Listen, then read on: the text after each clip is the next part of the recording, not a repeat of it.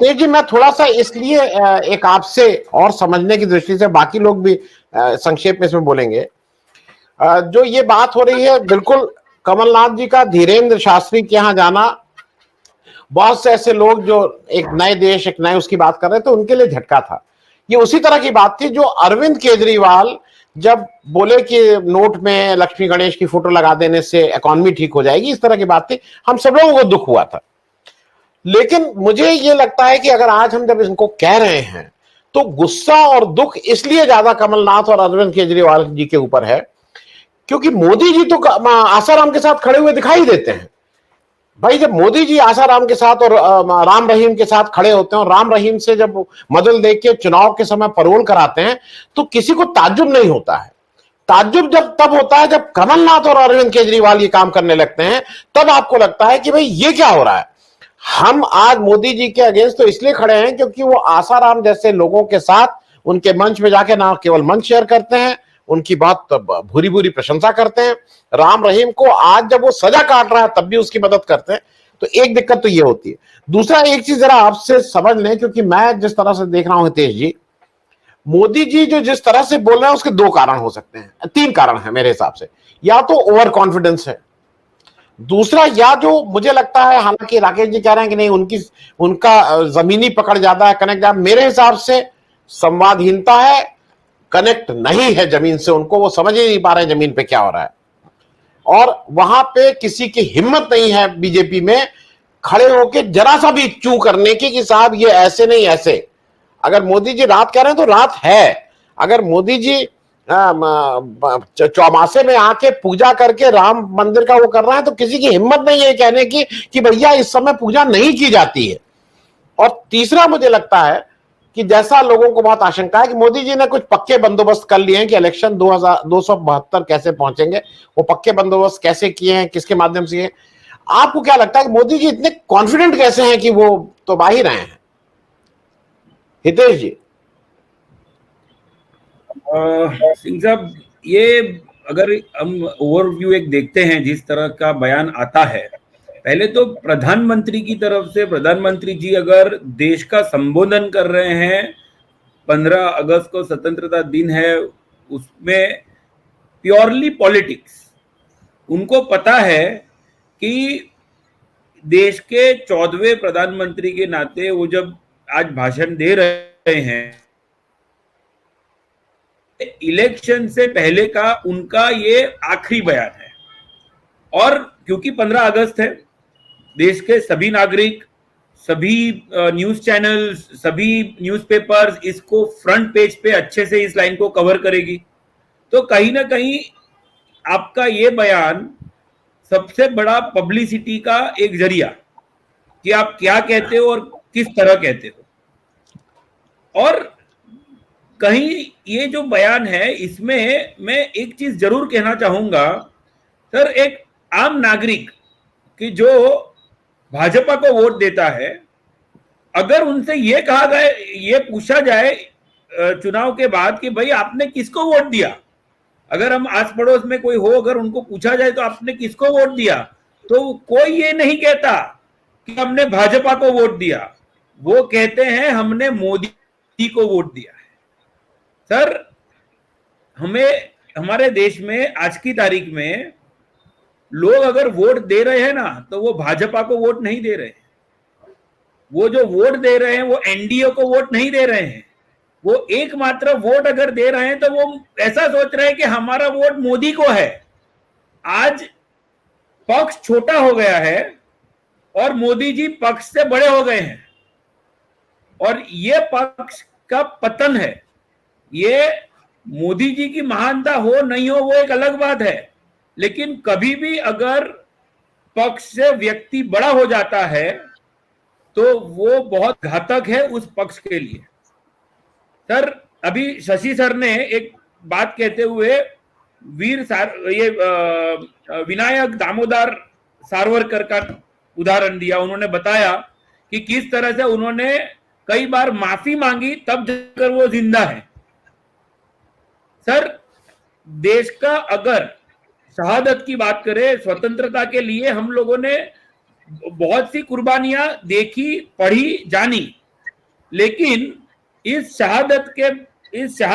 का जो कंटिन्यूएशन रहा, जो बाद में स्वतंत्रता के बाद भी अगर शहादत देने की नौबत आई स्वतंत्रता की वजह से, तो वो थे महात्मा गांधी बापू, जो कहीं ना कहीं ये स्वतंत्रता का जो दौर चला उसमें जो कुछ डिसीजन लिए गए उसी की वजह से उनकी अल्टीमेटली उनका मर्डर किया गया था। और ये आज का जो यूथ है, जो अगर हम बात करते हैं वीर सावरकर की, उन्होंने बेशक स्वतंत्रता के टाइम पे उनको जो कुछ ठीक लगा उन्होंने किया होगा, लेकिन स्वतंत्रता के बाद उन्होंने जो किया, चाहे कोर्ट में वो चीज प्रूव हुई कि नहीं हुई, लेकिन चार्जशीट हुई थी, इन्वेस्टिगेशन हुआ था, और महात्मा गांधी असैसिनेशन जो इस देश का सबसे बड़ा और सबसे बुरा इंडिपेंडेंट इंडिया का हीनियस मर्डर कहे हम, तो वो था महात्मा गांधी का, जिसमें कुल 8 लोगों के सामने चार्जशीट की गई थी, जिसमें अगर कोई एक वकील था, सिर्फ एक एडवोकेट, जिसको as a conspirator of the crime arrest करके चार्जशीट किया गया था, तो वो नाम था accused number 3 Vinayak Damodar Savarkar. He was ultimately benefit of doubt दिया गया था, उनको बेनिफिट ऑफ डाउट देकर उनको एक्विट किया गया, वो एक अलग बात है, बट नॉट एवरी एक्विटल वो इस वजह से नहीं होता कि वो निर्दोष है। चार्जशीट हुई थी उनके सामने भी। ये आज का जो यूथ है ना, वो ये बहुत सारी ऐसी चीजें हैं कि अगर बात की जाए महात्मा गांधी असैसिनेशन की, तो उनको सिर्फ एक नाम याद होगा कि हाँ, वो नाथूराम विनायक गोडसे हैं जिन्होंने ये किया था, लेकिन उनके साथ इस कॉन्स्पिरेसी में जो अलग अलग 7 और लोग जुड़े थे, उसमें से एक नाम ये भी था, और ये सारे नाम जो थे वो अगर कोई एक चीज इन सारे 8 नामों के साथ जुड़ी हुई थी, तो वो था राष्ट्रीय स्वयंसेवक संघ, क्योंकि नाथूराम गोडसे भी आरएसएस के थे, दूसरे कई और अक्यूज थे, उनके जो भाई थे गोपाल गोडसे, जो एक वैसे तो एक स्टोर कीपर थे, एक छोटे स्टोर कीपर के तौर पर काम करते हुए दिखे थे। ही वॉज ऑल्सो कन्विक्टेड, फांसी से बाकी सबको लाइफ इंप्रिजनमेंट हुआ था, और सिर्फ एक व्यक्ति, एक अक्यूज ऐसे थे कि जिनको बेनिफिट ऑफ डाउट देते हुए, क्योंकि वो खुद लॉयर भी थे, तो लॉ जानते थे वीर सावरकर। ये जो हमारे देश का जो पास्ट है, जो हमारी हिस्ट्री है, इसको कई बार तोड़ा मरोड़ा गया है, लेकिन एक प्रधानमंत्री के नाते जब एक बयान की बात आती है, तो आप 70 साल का हिसाब देते हुए आप बाकी के सारे प्रधानमंत्रियों को गालियां, आप अपनी जो अचीवमेंट है वो आप शायद बता नहीं सकते, ऐसी अचीवमेंट है शायद आपकी। आपने हर बार एक नया जुमला लेकर आए हो, आप हर बार आम नागरिक के लिए एक नया सपना लेकर आए हो, और आपने आम इंसान को सिर्फ फॉर ग्रांटेड लिया है कि ये जाएंगे तो कहां जाएंगे, ये मेरे ही से है, मेरे ही पास रहेंगे, और मैं जो सोचूंगा और मैं जो कहूंगा वही करेंगे। वो शायद इस वजह से भी हो सकता है क्योंकि सिस्टम जो है, चाहे वो कोई भी बॉडी हो, हम लेजिस्लेटिव की बात अलग करते हैं, एग्जीक्यूटिव बॉडी की बात अलग करते हैं, लेकिन कहीं ना कहीं जुडिशरी भी तो कॉम्प्रोमाइज है। जिस तरह से जुडिशरी की भी हालत है आज की तारीख में, आज से 10 साल पहले शायद इतनी बुरी हालत नहीं थी। जुडिशरी में हम करप्शन की बात करते थे पहले भी, मैं ये नहीं कहता हूं कि पिछले दशकों में जुडिशरी वो कभी क्वेश्चनेबल नहीं रही है, लेकिन आज की जुडिशरी ऐसी है कि सर, हम इंस्टाग्राम से लेकर हर जगह पर, हर सोशल मीडिया पे आज इवन जुडिशरी को क्रिटिसिज्म, पब्लिक क्रिटिसिज्म का सामना करना पड़ रहा है। ये एक अच्छी साइन नहीं है। ये पहले अगर कोई भी पॉलिटिकल लीडर को अगर जुडिशरी के सामने कोई भी बयानबाजी करनी हो, तो ओपन मंच से कभी भी बयानबाजी नहीं होती थी। आज आपने अपने बयान में कहीं ना कहीं सुप्रीम कोर्ट को भी धन्यवाद करते हुए, सुप्रीम कोर्ट के कामकाज के रवैये को लेकर कुछ आपने बोल दिया कि भाई वर्नाक्युलर लैंग्वेज में आपने ट्रांसलेटेड कॉपीज रखना शुरू कर दी, तो आप शायद कहीं ना कहीं ये दिखा रहे हो कि भाई जुडिशरी, ये जो डिसीजन जुडिशरी का था वो शायद इंडिपेंडेंटली जुडिशरी का न होकर शायद आपकी विनती पर आपकी बात मानकर चीफ जस्टिस साहब ने ये वर्नाक्युलर लैंग्वेज वाला डिसीजन ले लिया। ये जो आप माहौल खड़ा करने जा रहे हो, चीफ जस्टिस साहब एक पब्लिक डोमेन पे आकर बयानबाजी नहीं कर सकते हैं। चीफ जस्टिस ऑफ इंडिया एक स्टेज पर, मंच पर खड़े रहकर ओपन डिबेट में पार्टिसिपेट नहीं कर पाएंगे। लेकिन क्रिटिसिज्म की बात आती है, चाहे वो बाय वे ऑफ जजमेंट हो या किसी भी और तरीके से हो, आज परिस्थिति यह है कि इस बयान के बाद यह कहा जाएगा कि जो अगर वर्नाक्युलर लैंग्वेज में, रीजनल लैंग्वेज में अगर ये जजमेंट्स आने लगे हैं तो इसमें भी मोदी जी का हाथ है।